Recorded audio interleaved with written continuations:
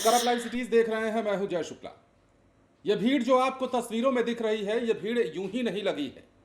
यह भीड़ इसलिए लगी है क्योंकि इस भीड़ को डर है कि कहीं 20 दिनों के अंदर पूरा का पूरा पेट्रोल और डीजल जो है बिहार से खत्म न हो जाए। क्योंकि किसी ने कहा है कि भैया 20 दिन से ज्यादा पेट्रोल नहीं चलने वाला है बिहार में, और 20 दिन के बाद जैसे हालात उत्पन्न होंगे वो हालात आपको लॉकडाउन के दौरान देखने को मिलते थे। मतलब लॉकडाउन लगने वाला है, 20 दिन में पेट्रोल खत्म होने वाला है। और कोई तो ये भी कह रहा था कि जो बाकी पेट्रोल पंप हैं उन किसी पेट्रोल पंप पर तेल नहीं मिल रहा है, सिर्फ एक पेट्रोल पंप पर मिल रहा है। अब ये तरह तरह की अफवाहें और तरह तरह की बातों के बीच बिहार के बक्सर में अचानक पेट्रोल पंप पर अफरा तफरी मच जाती है। 1 किलोमीटर तक जो है बाइक वालों और गाड़ी वालों की लंबी कतारें लग जाती हैं। हर कोई इस होड़ में होता है कि मुझे पेट्रोल मिल जाए, मुझे पेट्रोल मिल जाए, और जितना ज्यादा हो सकता था वो अपने टंकी में भरवाने के लिए जद्दोजहद में लगा हुआ था। अब कहानी समझिए।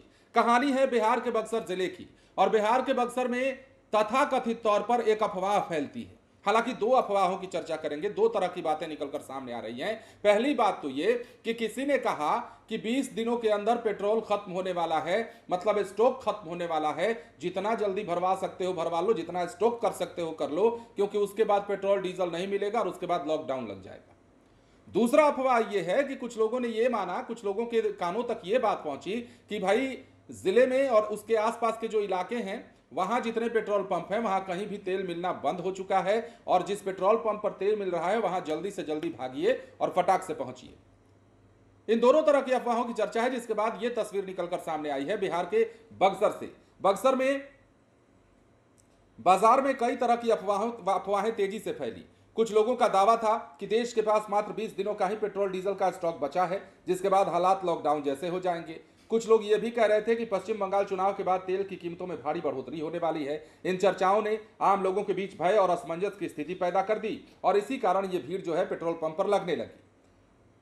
हालांकि इस पूरे मामले में जानकारों का कहना है कि पेट्रोल और डीजल की कोई वास्तविक कमी नहीं है। उनका मानना है कि यह पूरी स्थिति अफवाहों और कुछ हद तक कालाबाजारी की आशंका के कारण उत्पन्न हुई है। विशेषज्ञ मानते हैं कि इस तरह की अफवाहें अक्सर कृत्रिम संकट पैदा करती हैं, जिससे बाजार में अनावश्यक दबाव बनता है। कुछ लोग इसका फायदा उठाने की कोशिश करते हैं। अब ये हुआ क्या? बिहार के बक्सर में इन दिनों पेट्रोल और डीजल को लेकर अफरा तफरी का माहौल देखने को मिल रहा है। एलपीजी गैस की किल्लत से जूझ रहे लोगों की परेशानी अब और बढ़ गई है, क्योंकि मंगलवार सुबह से ही शहर के पेट्रोल पंपों पर वाहनों की लंबी लंबी कतारें लग रही।